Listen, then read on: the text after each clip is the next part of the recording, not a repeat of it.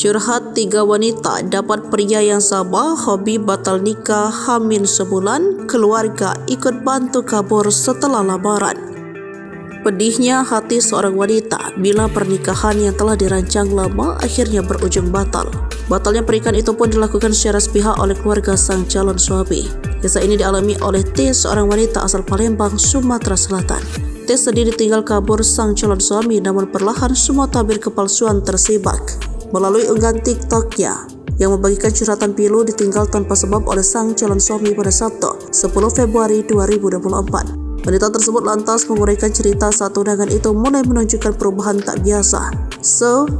Beberapa waktu terakhir sebelum kejadian pembatalan, si X ini selalu bengong gak ada sebab, kalau ditanyain selalu gak ada jawaban, ujarnya. Hingga calon suaminya itu mendadak memblokir kontak si wanita. Lebih lanjut, keluarga wanita tersebut dibuat terkejut setelah pihak keluarga calon suaminya datang untuk memutuskan hubungannya dan membatalkan pernikahan. Unsur kejadian batal menikah ini bukan kali pertama dilakukan oleh calon suaminya.